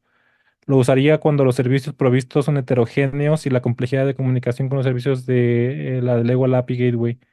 Por ejemplo, servicios en REST SOAP, pero el cliente de API G solo se comunica con REST. Ujú, puede ser. Un sistema de capas de control de rotación de servicios, monitorización, serialización, control de acceso y redirección hacia los servicios. Lo utilizaría para autorización y tal vez como punto de un GQL. Ujú. Diego dice que es una puerta de acceso a tus servicios que permite los usuarios. Creo que ese término está así, puerta de acceso. Es un muy buen término. A tus servicios que permite a los usuarios consumir tus servicios desde un solo punto de acceso. Facilita el punto de acceso a tus servicios, te permite cambiar fácilmente la implementación y te permite agregar funciones de supervisión. Ujú. Marcia, es una interfase que sirve para comunicar todas las APIs en nuestro sistema manteniendo un alto nivel de desacoplamiento. Se recomienda utilizar las aplicaciones que requieren comunicación de datos en tiempo real. No necesariamente en tiempo real. Y ahora, antes de pasar, bueno, voy a leer los últimos, GA dice que un API Gateway es un componente que regula las comunicaciones entre los servicios. También me gustó esa definición, GA, que dice que regula las comunicaciones entre los servicios internos de un sistema y sus consumidores. Ujú. Federico dice que un API Gateway es un servicio separado de tu sistema que funciona como interfaz con los clientes y funciona como una puerta de entrada o salida de información. Ujú. Dado que funciona como un solo punto de entrada o salida, puede incluir servicios de autenticación, autorización, balanceo de carga, monitorización. Ujú. Lo usaría si tuviera más de un componente del sistema que se encarga de manejar la lógica del servicio a brindar y si tuviera una buena carga de peticiones y usuarios del mismo sistema. Ujú. Como pueden ver, aquí está otra más de Domingo. Un API Gateway es un punto de entrada de APIs en el cual se centralizan varios servicios de mi servidor y lo usaría para la creación de microservicios. Les digo que para hacer microservicios es indispensable un API Gateway. Carlos Eduardo dice que un API Gateway es una interfase que establece un punto de entrada único y homogéneo a un producto digital que tiene una arquitectura distribuida, ujú, permitiendo además implementar servicios y funcionalidades en una única vez para mejorar ciertos atributos de calidad. Y por último, Florencia dice que una API Gateway es una interfase.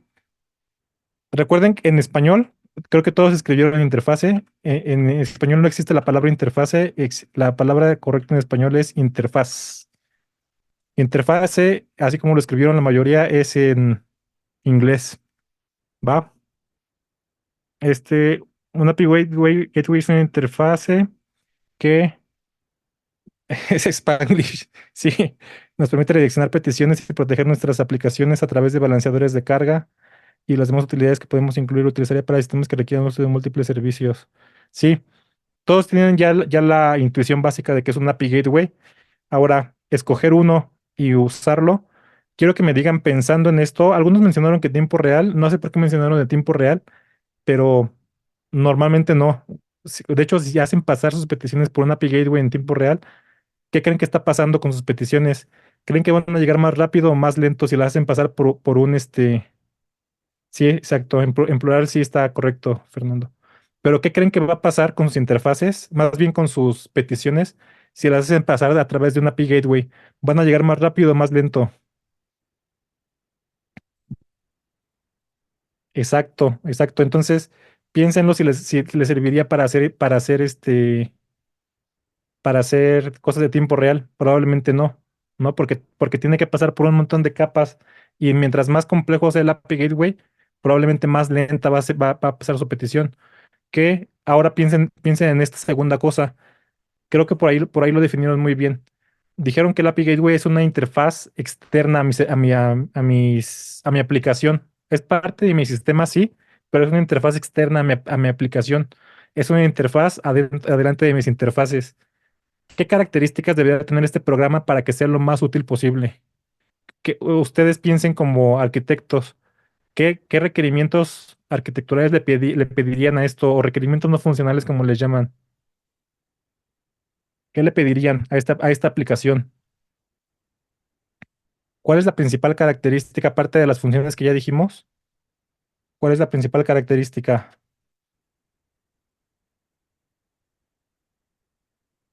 Ujú. La que yo estaba pensando y que este Federico puso por aquí es justamente eso, que sea lo más rápida posible, ¿no? Facilidad de configuración, sí, es parte de lo que te provee como función, pero como requerimiento arquitectural o como requerimiento no funcional, como le llamaríamos, es que sea lo más rápida posible. Por lo tanto, ¿en qué lenguajes creen que están implementadas la mayoría de las APIs, de los API gateways? Ujú, exacto, están implementadas en C++. Alguien por ahí ya vio Traffic, entonces en Go, en C, C++, en Rust y en cosas similares, ¿va? Entonces, bueno, también hay en Java, ¿no? En Java bien hecho, se comporta muy bien, pero bueno, exacto, lenguajes que interactúan con el hardware de cerca, lo más performant posible, ¿no? Antes de pasar a la última parte, que la vamos a pasar muy rápido porque ya tenemos poquito tiempo, les quería hablar para profundizar un poquito en las ventajas que les da tener un API Gateway. Bueno, ya hablamos un montón de muchas desventajas, es algo complejo y es algo que tienen que pensarse bien antes de ponerlo, pero si lo necesitan, les va a dar muchas ventajas. Esto que están viendo aquí no sé si ya lo conocen, es un patrón de trabajo para, para reemplazar servicios. A muchos nos ha pasado que tenemos que reemplazar algún servicio, por ejemplo, un servicio que se quedó viejito y que nos está dando problemas o que ya no aguanta la carga que tenemos ahorita. Pero resulta que este componente que queremos reemplazar es crítico y que no podemos sentarnos a desarrollarlo 3 meses y parar el servicio aquí. Y entonces lo que podríamos hacer es irlo desarrollando en paralelo que mantenemos el servicio viejito. ¿Cómo le harían para cambiar esto? Un patrón para hacer esto, un patrón se llama así, se conoce como el Strangler Fig Pattern o el patrón estrangulador. Es cambiar poquito a poquito las peticiones, digamos, de un servicio para otro. Entonces, primeramente, tienen su servicio viejito, digamos, que aquí lo están poniendo como un monolito, ¿no? Después, lo que tienen que hacer es ponerle un API Gateway enfrente, justamente. Puede ser aquí este diagrama lo saqué de Amazon. Obviamente van a promocionar sus servicios. Le ponen un API Gateway enfrente y justamente puede ser cualquier proxy, pero un API Gateway conviene mucho. Entonces lo que hacen es redirigir las peticiones comunes, digamos, o las peticiones de todos los demás servicios van a tu monolito y las nuevas van a tu microservicio, por ejemplo, que está reemplazando el servicio viejito. Y entonces, poquito a poquito, pues, aquí lo están haciendo muy a lo salvaje. Ah, mira, aquí Diego C. les dice, no sabía que se llamaba así, pero lo he aplicado para una startup para la que trabajé. Tenemos el API Gateway, vamos sacando los microservicios y lo apuntábamos hacia las Azure Function nueva. Exacto, esa es una forma de hacerlo. Le vas quitando funciones a tu servicio viejito y las vas reemplazando por llamadas a través de tu API Gateway. Pero un API Gateway avanzado, digamos, puede hacer más que solamente redirigirlo. Hay, hay, hay aplicaciones que te permiten hacer como división de tráfico, es decir, hacer un balanceo de decir, quiero que 60% de las peticiones se las mandes a este servicio y otras 40 a este, y que vayas reemplazando poquito a poquito las peticiones, ¿no? Imagínate que no estás tan seguro que tu microservicio nuevo o tu servicio nuevo va a funcionar bien. Entonces lo que vas a hacer es probar primeramente con 10% de las peticiones, ¿no? Mandas 10% de las peticiones y ves cómo funciona. Incluso puedes duplicarlas, puedes mandárselos a los dos para ver cómo está funcionando tu nuevo servicio sin que esto tenga repercusiones o controlándolo para que no tenga repercusiones. Puedes duplicarlas y mandárselas a los dos. Entonces, esta es un ejemplo claro de cómo tener una API Gateway enfrente reduce el acoplamiento y te ayuda a hacer otras cosas. Entonces, exacto, Florencia. Ese es uno de los casos. Bueno, Florencia está diciendo aquí que puede ser que también te ayude a hacer balanceo entre versiones de API. También puede ayudarte a hacer eso. Carlos Eduardo dice para hacer una A/B testing. Una vez que tienes esta cosa enfrente, puedes hacer un montón de cosas con ellas, ¿va? Justamente más o menos eso, Carlos.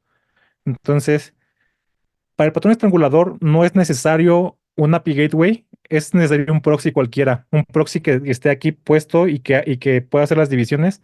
Con un API gateway es todavía más fácil hacerlo, ¿va?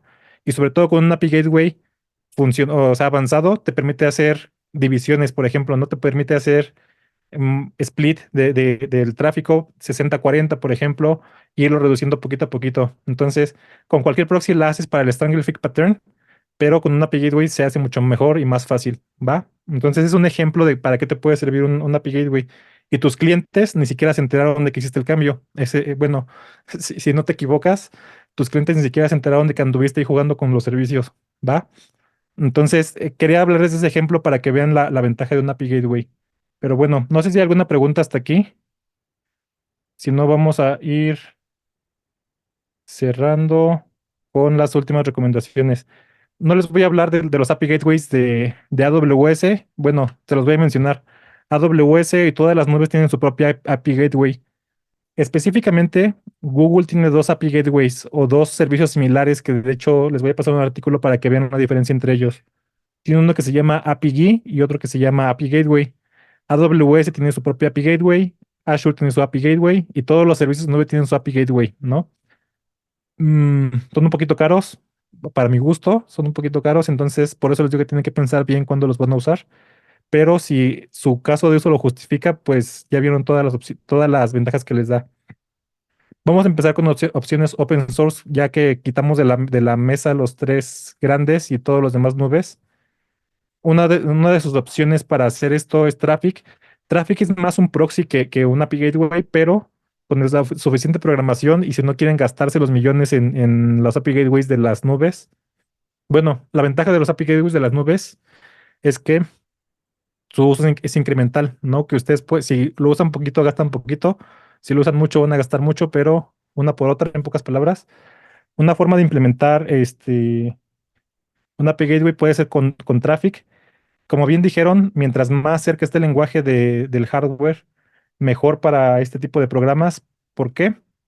Pues porque necesitamos que sea lo más performant posible. Entonces, Traffic es una opción para implementar un API Gateway. Si ustedes le meten un poquito de mano, ¿va? Ustedes pueden hacer un API Gateway con Traffic. Otra opción open source, aunque no tengo claro en la cabeza su licenciamiento, es de la que hablamos hace ratito, KrakenD. KrakenD tiene una versión open source, tiene una versión hosteada por ellos y ellos prometen que son de lo mejor de lo mejor. Si alguien se metió a la página, se supone que son mucho mejor que Kong es otra opción que ustedes pueden usar. Este slide que les puse aquí es justamente una versión Enterprise o pagada de Traffic. Por eso puse Traffic como una opción para que ustedes mismos hagan su propia API Gateway. Si no se quieren gastar los millones y tienen tiempo de hacer algo con Traffic, lo pueden hacer. Pero si no, pueden pagarle a Traffic, justamente que tiene su versión Enterprise y tiene una cosa que se llama Traffic Runtime Engine, que les provee tres cosas. Les provee API Management de más alto nivel que un API Gateway.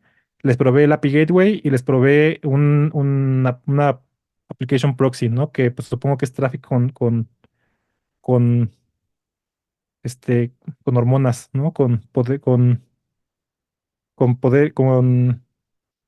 superpoderes, ¿no? Ese es Traffic. Bueno, ese es el Application Proxy, ¿no? Y la última opción, justamente de la que les quería hablar es, este, a ver, no vi el precio. Bueno, y la última opción de la que les quería hablar era Kong, justamente. Kong es uno de los más famosos. Kong, de hecho, provee como todo un ambiente para vender y hacer cosas con APIs. Entonces, Kong parece que es de los más completos. Pueden ponerle plugins a este API, API Gateway, les pueden poner un montón de cosas para que haga. Justamente como les digo, Kong, o más bien un API Gateway, es un buen lugar para que le añadan funciones a su aplicación. Y entonces, Kong es una de las opciones más interesantes que no están en las nubes que pueden usar, ¿no? Entonces, esas son las opciones de las que les quería platicar. Y creo que aquí se acabó la clase. No sé si haya dudas. Sí, sí, supongo que son solo para Enterprise. Digo que sí, es bastante. Bueno, es un producto, de hecho algunos considerarían que un API Gateway serio es un producto bastante enterprise, pero yo creo que se puede empezar desde antes sin hacer tantas cosas.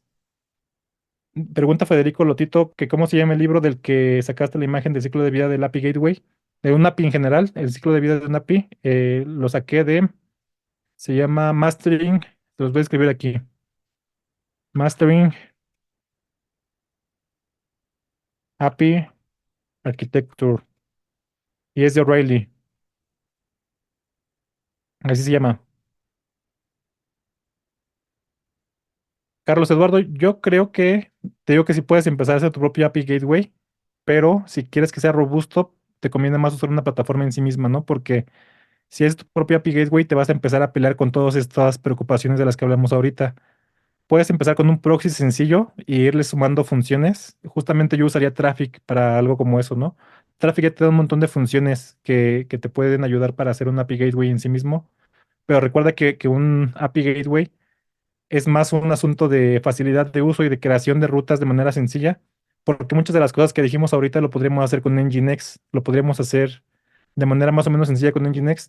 Lo que te da un API Gateway más avanzado es que no tengas que meter los archivos de configuración y reiniciar Nginx y todo eso, ¿no? Un API Gateway te da eso de manera más alto nivel. Entonces, yo no me pelearía con usar un API Gateway a menos que tuviera mucho tiempo libre. Envoy, fíjate que, a ver. Es el que ponen o acoplan mucho con Kubernetes. A ver,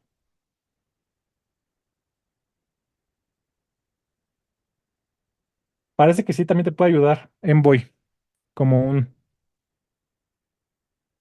como para hacer tu API Gateway de manera sencilla. Lo voy a investigar un poquito más y les aviso, pero parece que sí. Sí, parece que te puede ayudar a hacer por lo menos lo básico de un API Gateway, Envoy.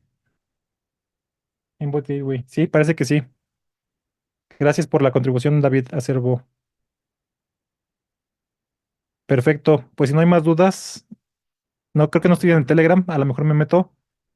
Pero si no hay más dudas, bueno, me voy a meter al Telegram por si hay más dudas, las platicamos, ¿va? Entonces, muchas gracias a todos, gracias.